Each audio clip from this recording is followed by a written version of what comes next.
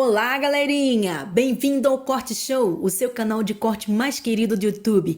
Deixa seu like e se inscreva aí para nos ajudar. Então vamos lá, gente? Roda a vinheta!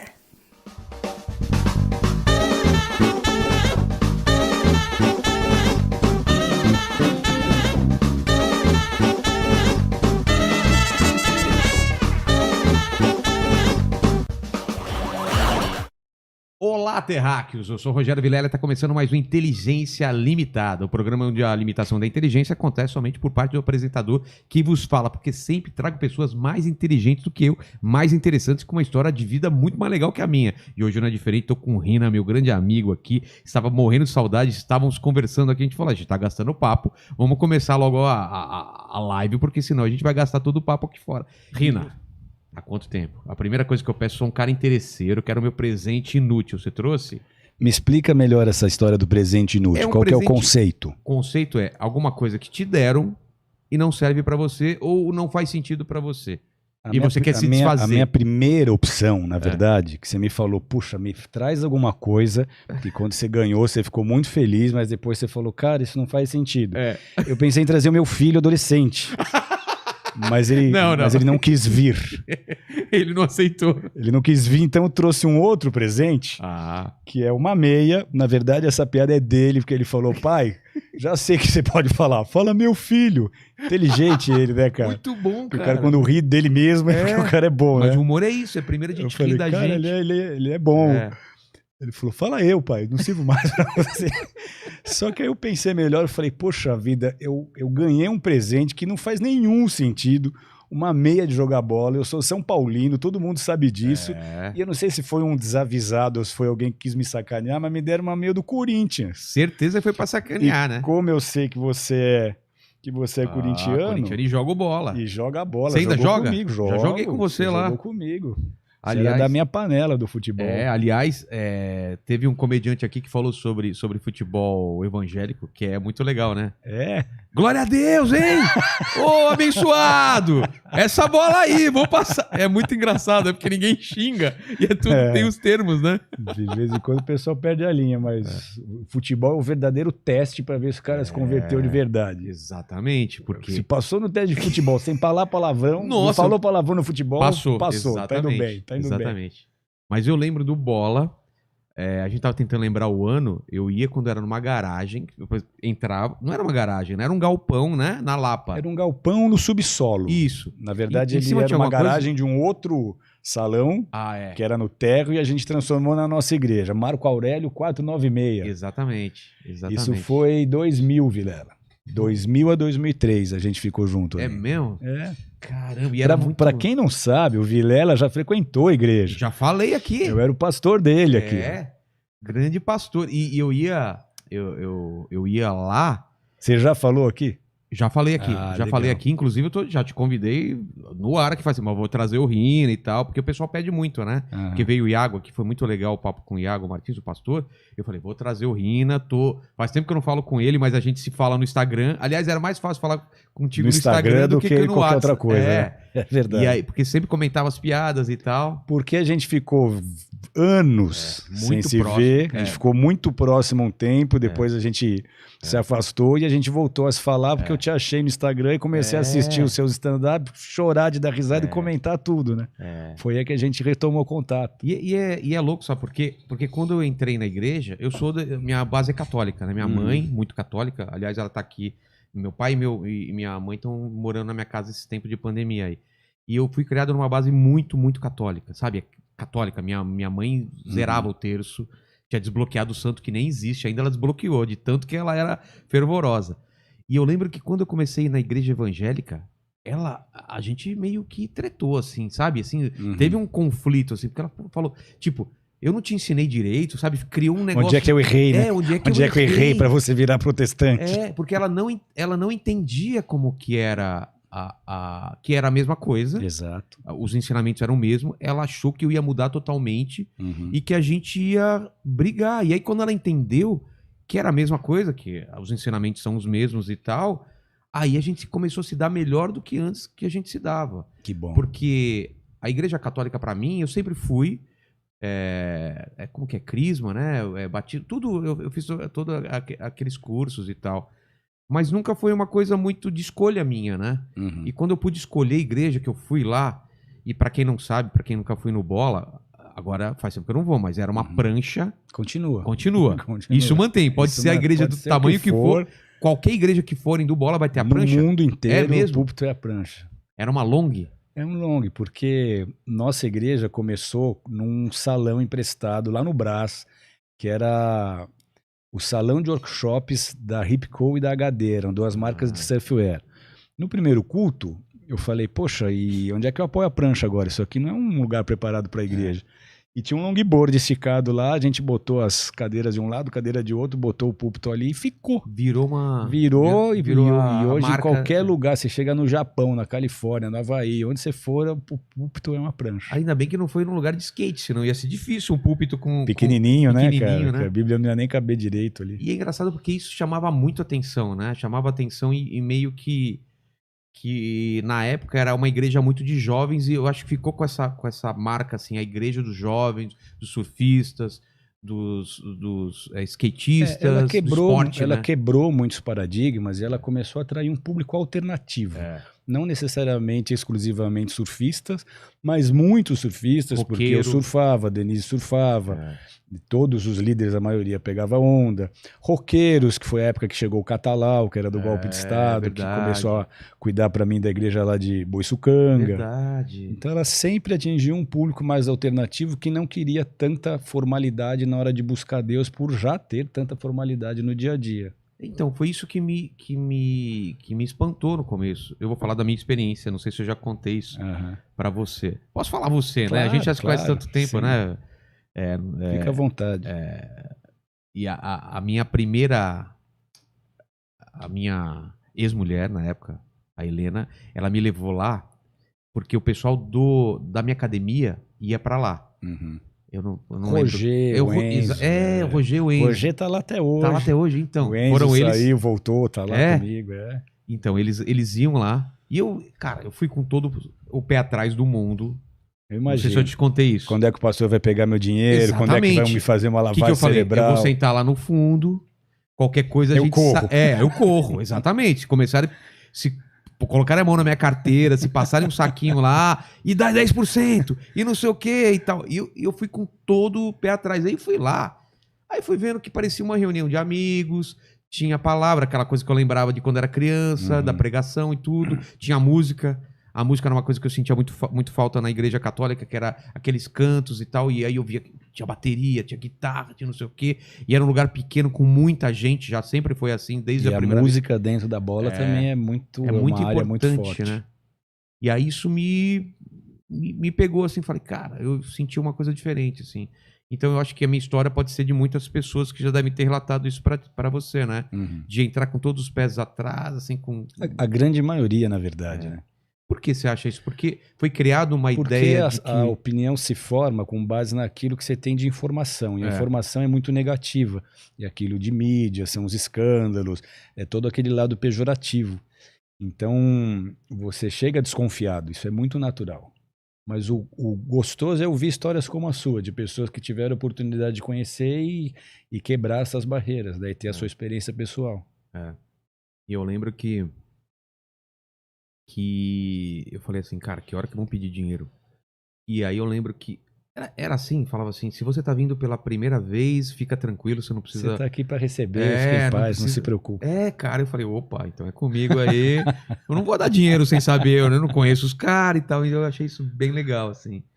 E aí fiquei bastante tempo lá, né, eu até ajudei vocês na parte de marketing, com o site. Na parte de criação, no site, você deu até, você não vai lembrar disso. Não.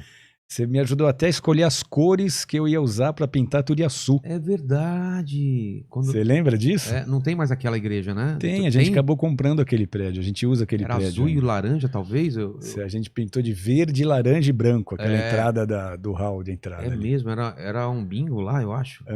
Anteriormente, sim. Quantas pessoas cabem lá? Na Clélia, para quem... Lotado. Para quem lembra, é o antigo Olímpia. Eu fui muito no no maior Olímpia. casa de show da América Latina. Então, todo mundo tem alguma história com aquele prédio ali. Ah, saí carregado, tive overdose, apanhei da polícia, todo mundo entra ali, Eu fui tem no show alguma, do Live lá, que tem foi alguma muito bom, lembrança. E ali são 4.000 pessoas sentadas. Caramba. O prédio ali é bem especial, todo Num preparado lugar- já para isso. Lugar né? bom, né? Bem, Lugar bem central, localizado. sim. Então, como foi a sua história antes do Bola de Neve, então? Porque você era, se não me engano, era da... Eu nasci numa igreja, numa família batista. Meus avós vieram da Rússia, da Polônia, da Romênia, no início do século XX, meio que fugindo do comunismo, porque o comunismo estava perseguindo a igreja, perseguindo cristãos, prendendo sacerdotes, padres, rabinos, pastores, mandando para a Sibéria para morrer congelado, para ser torturado. E essa Isso é notícia real mesmo? é real. Eu tenho um pastor que está vivo até hoje, amigão meu, tem 96 anos, ele conta essa história para você com detalhes. Como que era? Eles O comunismo, quando ele foi implantado, desde a Revolução Bolchevique em 1917, ele propagou ateísmo. Então a religião para o comunista ou para o marxista, a raiz mesmo, ela é o ópio do povo. Eles não veem sentido na fé, não veem sentido naquilo que a gente faz, porque enfraqueciam na o poder do visão Estado, deles, né? o Estado é Deus. Deus tá. é o Estado e as pessoas precisam depender do Estado. Então eles realmente extirparam a fé da Rússia e depois da União Soviética toda. Todos os países que depois da Segunda Guerra se tornaram comunistas, se tornaram parte da União Soviética, essa perseguição continuou acontecendo de forma muito intensa. Caramba. Você chega na Rússia hoje, você percebe que é uma nação assaltada em 70 anos de sua espiritualidade, porque Tem uma lacuna. você tenta falar sobre Jesus, as pessoas não têm ideia de quem seja Jesus. Parece uma coisa impossível, mas eu vivi isso. Você foi pra Eu lá? comecei a conversar com uma ucraniana. A gente tem uma igreja em Moscou, uma igreja em São Petersburgo e uma igreja em Kursk. Caramba. A de Moscou agora com a pandemia recuou um pouco, mas as outras duas continuam. Mas eu fui tentar falar de Jesus com uma ucraniana, ela me olhou com uma cara de espanto. E aí o pastor de lá, que é um brasileiro, médico, que foi para lá para estudar, depois abriu mão de tudo pela sua vocação, para poder cuidar das pessoas e pregar a palavra ali, ele me explicou. Ele falou, eles não entendem Deus, eles não entendem Jesus, eles entendem bem, mal, mas Jesus para eles aqui cruz, eles não têm ideia do que seja isso. Nem historicamente eles não entendem da Nem figura? historicamente, parece um negócio passado. absurdo, mas onde o comunismo entrou, eles foram simplesmente privados dessa informação. Então agora, com a internet, com quem se interessa e pode pesquisar, ele vai descobrir alguma coisa. Mas se essa pessoa também não tiver esse interesse, ela vai passar. Só batida. Exatamente. Apesar da religião oficial na Rússia, depois da queda da Cortina de Ferro, ser restabelecida, que é a religião ortodoxa, os próprios ortodoxos não têm muita noção do que é, aquela coisa mais de tradição. Eu sou ortodoxo por quê? Porque meu avô foi, meu bisavô foi, meu tataravô foi, mas eles não se aprofundam, não têm muito entendimento. E os que não têm essa base familiar não têm ideia do que seja. Então, meus avós vieram para cá, começaram uma colônia na Varpa, que é um lugar próximo a Tupã, a Lucélia. Ah, sei. É uma colônia de letos, de russos, de polacos, que fugiram de lá para cá, começaram a vida aqui, e aí eles ajudaram ali, participaram dessa colônia, fundaram igrejas batistas. E eu tive no lado da minha mãe esse lado espiritual. Minha mãe era uma pessoa que lia a Bíblia, ensinava a gente, brigava para a gente ir para a igreja. E o meu pai, que casou com ela e depois meio que aceitei Jesus para poder casar com você, sabe? Essas coisas. Só, tô aqui, tô na igreja, em casa comigo. Na verdade, ele amava a Deus, ele amava Jesus, mas ele nunca teve uma experiência que o levasse a viver realmente o cristianismo. Então ele tinha fé, cria em Deus, mas não vivia, não seguia, não ia à igreja. A briga de domingo era querer ir para o clube e minha mãe querer ir para a igreja. A gente cresceu vendo esse lado meio dividido. Então eu tive a chance de ter uma mãe com muita fé, com muita vontade de transmitir a mensagem do cristianismo pra gente. Tanto eu quanto as minhas irmãs, a gente cresceu com essa base.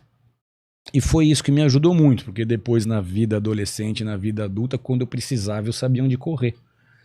E foi numa desses episódios que eu realmente tive a minha experiência pessoal, porque uma coisa é você escutar e você ver outras pessoas tendo seus caminhos visitados por Deus, as suas transformações. Outra coisa é você ter aquela experiência que você não consegue fingir que não aconteceu.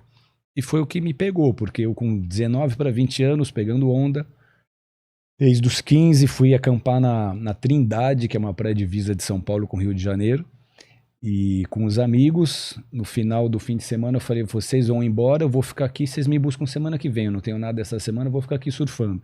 Eles foram, eu fiquei lá com o meu tijolinho de maconha, minha latinha de Nescau, minha latinha de leite ninho, a roupa do corpo e mais uma bermuda que eu trocava. Eu falei, eu vou ficar uma semana aqui só surfando. Na semana seguinte eles não apareceram, porque a mãe de um deles descobriu que eles estavam fumando maconha, deu uma surra no cara, tirou o carro dele e eles me deixaram lá na Trindade. Isso em 92, eu sem dinheiro, na maior roubada. E lá eu comecei a ter minhas primeiras experiências. Um dia eu voltando pro meu camping, assim, eu vi um redemoinho e eu vi uma gargalhada alta e uma voz dizendo, eu vou te tragar, eu vou te tragar, eu vou te tragar. Tragar?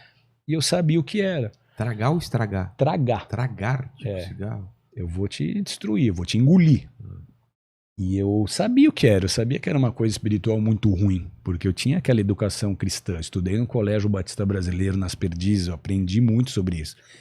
Eu sabia que não era uma coisa boa. E eu fiquei assustado com aquilo, porque eu falei, puxa, me deu medo. Eu falei, Deus, se o senhor quer falar comigo, me manda alguém, me dá um sinal. E aí sentou uma moça na barraca do lado, assim, começou a puxar papo, daqui a pouco ela estava falando de Jesus. E ela falou, guarda isso, você vai precisar de Jesus, chame por ele. Chama o nome dele. E aquilo ficou pra mim. Aí um dia eu tô sentado no Caixadaço, lá que é uma praia, olhando o mar, me deu uma fome, porque eu ficava com dinheirinho contado ali, comia um PF, um pão com ovo por dia. Me deu aquela larica, eu falei, nossa Deus, a menina falou que era só pedir que o senhor ia me escutar, eu tô com fome. Mas não deu 3 minutos, o cara subia e falou, ô alemão, comprei um abacaxi aqui pros meus filhos, eles não querem, você não quer pra você? Aí quando eu peguei o abacaxi, eu olhava pro céu, olhava pro abacaxi, eu falava, é assim? Você fala assim? Você já responde? É assim que funciona? É muita coincidência, não é possível. Será que foi isso mesmo? Ele respondeu minha oração assim, automático. Aí no outro dia eu fiz um outro testinho. Eu, na praia também, no Cepilho, falei, Deus, tô com fome. De novo. Ato seguinte, um cara me chama, fala, olha, irmão, tem 2 pêssegos aqui, pega aí. Me jogou 2 pêssegos. Então isso foi me dando uma prova de que, além de existir, ele me escutava e ele se importava. Porque quando eu chamava, ele me supria. O final disso foi que quando eu acordei no sábado e eu vi que os caras não vinham me buscar, eu falei, o que eu vou fazer agora? Eu tô com essa barraca aqui, sem dinheiro. Era uma ladeira que chamava Ladeira do Deus Me Livre, 7 quilômetros que se chovesse ninguém subia nem descia, se não chovesse ninguém subia nem descia, porque eu ficava todo empoeirado, os carros patinavam. Eu falei, vou ter que subir, não tinha celular para avisar onde eu tava. Eu falei, vou ter que subir, pegar uma carona, ficar vindo de carona do Rio de Janeiro até São Paulo. Eu falei, como é que vai ser? Eu acordei e eu tinha uma avó russa, que toda vez que ela me abraçava, ela dava um jeito de citar um versículo no meu ouvido. Ela falava, entrega o teu caminho ao Senhor, confia nele, o resto ele fará. Entrega o teu caminho ao Senhor, confia nele, o resto ele fará. E aquilo ficou. E eu acordei lembrando desse versículo. Eu falei, então já sei quem que eu tenho que procurar. Eu ajoelhei na minha barraca, lá fiz uma oração, falei, de uma frase. Falei, o Senhor é meu pastor, nada vai me faltar. Saí para surfar, quando eu tô saindo, tá entrando um carro no camping que eu tava, era fora de temporada, os campings todos estavam vazios, ele podia entrar em qualquer camping, ele entra bem no meu. E entra me pedindo o seguinte, você não sabe quem tem cadeira e barraca para alugar? E as 2 únicas coisas que eu tinha, além do que eu já contei aqui, era cadeira e barraca que os caras tinham esquecido lá e tava dentro da barraca. Eu falei, eu tenho. Aí ele, pô, você me aluga? Não, alugo não, pode usar. Só que se eu não tivesse feito isso por ele, ele nunca faria o que ele fez por mim depois. Eu saí para surfar, quando eu voltei, sem sabendo o que eu ia comer, ele tinha feito um churrasco, uma picanha, uma coquinha gelada já me esperando. Alemão, senta aqui, vamos comer.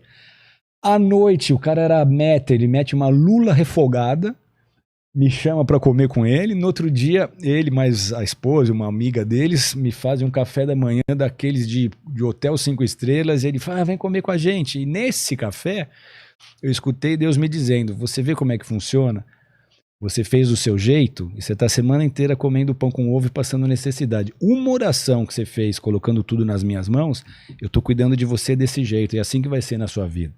Se você entregar tudo, eu vou cuidar de você. Eu te amo. Eu quero te mostrar quem eu sou. E isso me transformou. Eu voltei de lá muito tocado. Eu não me converti ainda, mas fui muito tocado ali. Por quê? Porque logo depois era a época de dar trote em bicho na faculdade, os nossos trotes eram verdadeiros shows, a gente fazia a faculdade inteira ir pro pátio, pintava todo mundo, botava a música da Gretchen, fazia os caras dançar, fazia nego surfar, era tênis voando no telhado, era o show. Falei, cara, não vou ficar aqui, né? Então eu acabei me afastando, esqueci do que eu tinha vivido, voltei a beber, voltei a me drogar. Só que aí foi carnaval de 1992. Eu fui para uma praia deserta com vários amigos, num condomínio fechado, uma casona, e nessa praia eu peguei, nesse carnaval, nessa oportunidade, eu descobri que na Trindade eu havia pego hepatite. E eu com hepatite, bebendo, cheirando, fumando, e isso foi me afetando. Fui me olhando no espelho, eu estava cada vez mais magro, amarelo, esquisito, não sabia o que era. Até que um dia eu fui entrar em Tamambuca para surfar, eu caí sentado na praia, meus amigos viram que era um sério e me levaram na farmácia. Na farmácia me deram uma injeção de glicose. Porque, carnaval, esse maluco, menino tá doidão, bebê, é glicose. E na hora eu fiquei bem, mas depois a glicose atacou meu fígado. Aí eu tô no meu carro, sentado aqui na estrada, um amigo dirigindo, de repente eu fiquei cego. Eu com os olhos abertos não enxergava nada, meu corpo travou, só senti um calafrio no corpo inteiro, uma dor no corpo inteiro, meu coração disparou. Eu só comecei a ouvir um apito, assim, comecei a apagar, e aí eu vi o redemoinho de novo, ouvi a gargalhada de novo, e a voz falava, eu não falei que ia te estragar, e gargalhava.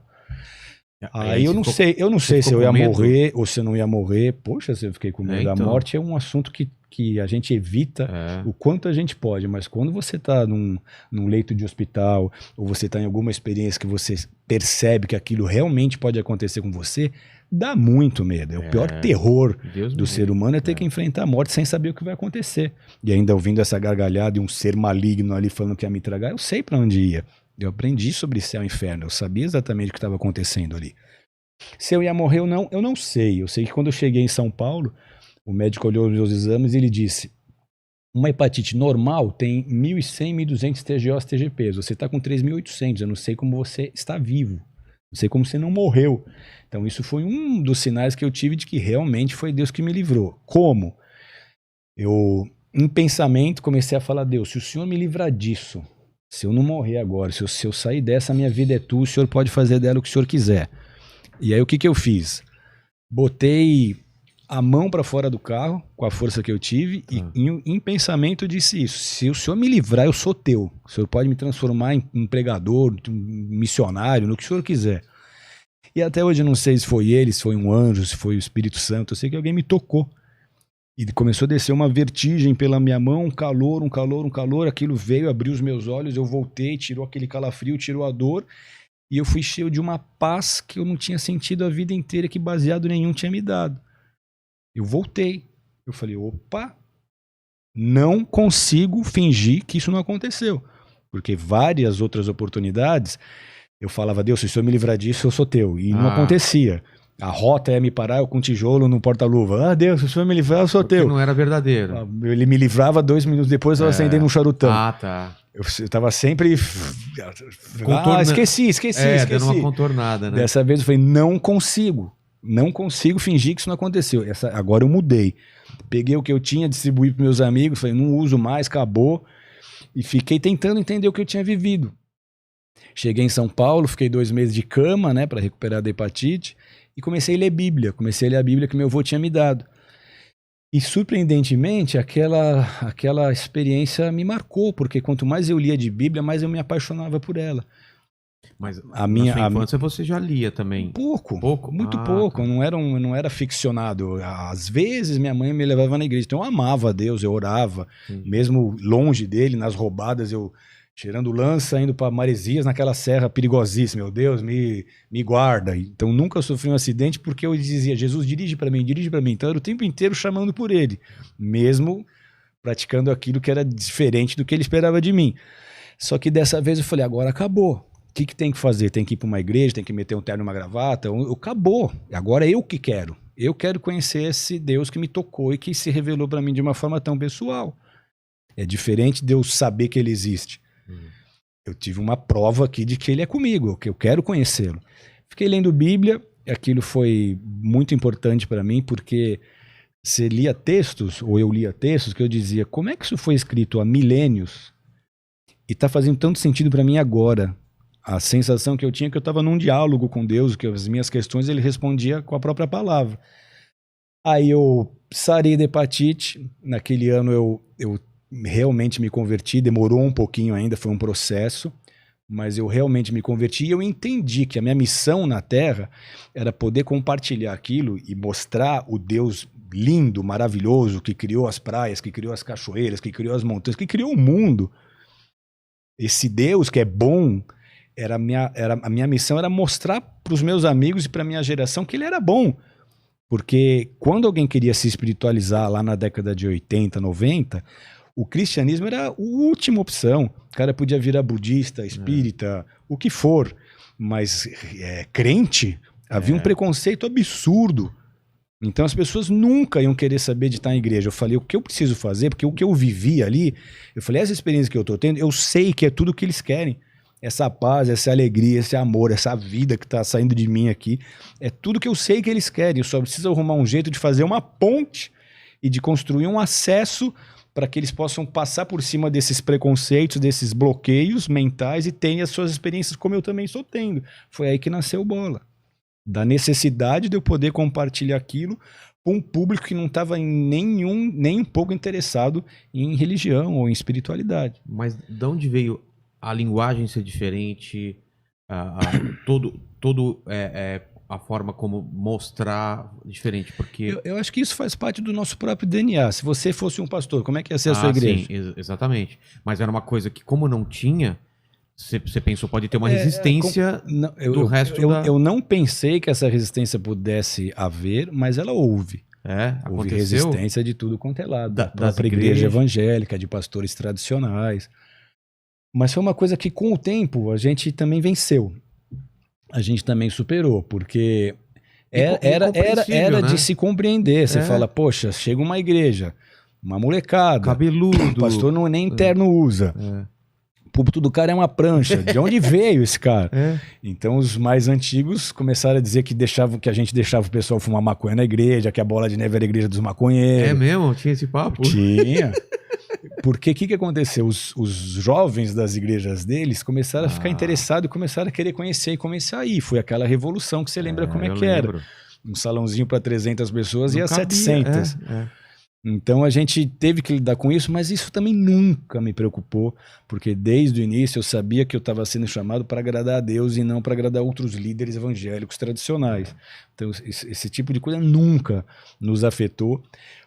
Mas grandes líderes falaram da gente. O Silas Malafaia, que é um pastor amigão meu hoje, na época ele foi pro ar falar, essas igrejas porque fica falando da gente, né? Deu uma bela cacetada, mas depois virou meu amigo, me chamou para pregar em congressos dele, em conferências dele. Então hoje eu tenho amigos de todas as linhas, tanto pentecostais quanto não pentecostais. A maioria deles respeitam muito a gente. Por quê? Porque eles viram os frutos. Então o nosso lema na época era não gasta tempo se defendendo, dá fruto, que pelos frutos a gente vai ser conhecido. A gente se apegou muito nisso, né? E no decorrer dos anos o próprio resultado do trabalho da igreja foi o testemunho que precisava mostrar a nossa essência. Mas paralelo a isso, a gente viveu algo muito interessante que você vai lembrar disso.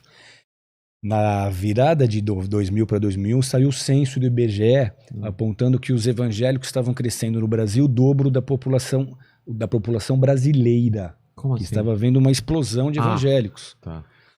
Então, alguma agência de notícias, talvez a Reuters, eu não sei, fez uma matéria mostrando que os evangélicos cresciam porque eles inovavam. Eles tinham mais alternativas, eles mostravam a palavra de uma forma mais focada e direcionada para o público. E eles nos usaram para dar de exemplo. Olha a Bola de Neve, por exemplo, a linguagem que ela tem, o povo que frequenta, como eles quebram barreiras, olha que legal que é. E aí, por causa disso, a gente acabou tendo muita exposição na mídia. A gente teve entrevista com Marília Gabriela, a gente teve capa da Veja, revista Época, Folha de São Paulo, Estadão, e uma coisa meio inédita, que era falando bem de igreja. Isso até então não acontecia. Quando era para falar de igreja, era sempre para escancarar, para escrachar, para esculachar. E essas matérias falando bem, falando que a igreja era diferente, que fazia o trabalho, mostrando um lado que normalmente não se mostrava na mídia. Então, Gugu Liberato, uma infinidade, Otávio Mesquita, todos os programas daquela época, quase todos fizeram matéria com a gente, quase todas as revistas, quase todos os jornais, e isso ajudou a impulsionar a seriedade do ministério, porque outros líderes, outros ministros, outras igrejas começaram a ver que o trabalho era de verdade. Então isso foi uma coisa difícil de enfrentar no começo, mas foi superado. Hoje a igreja Bola de Neve ela tem bons relacionamentos com a maioria dos líderes e ministérios. Para mim é um pouco de confusão, e para quem também não é evangélico nem nada, qual que é essa divisão de o que é pentecostal, neopentecostal, como que a bola se coloca nisso? As igrejas pentecostais são aquelas que creem que o Espírito Santo atua hoje, batizando, são as igrejas que oram em línguas, são igrejas que creem nos dons, creem que Deus cura, creem que Deus pode te usar para entregar uma profecia para alguém, para entregar uma palavra de conhecimento para alguém. As igrejas mais tradicionais, a maioria delas são cessacionistas. O que eles dizem? Cessacionistas. Que esse mover do Espírito Santo cessou com a igreja primitiva. Foi até o que o pastor Iago falou aqui. Que aquelas manifestações sobrenaturais, como Pedro virar para o cara e falar, não tenho prata, não tenho ouro, mas o que eu tenho te dou, levanta e anda. E o cara levantar e andar, não, isso era só lá. Então é uma linha teológica que justifica a falta de poder hoje na igreja.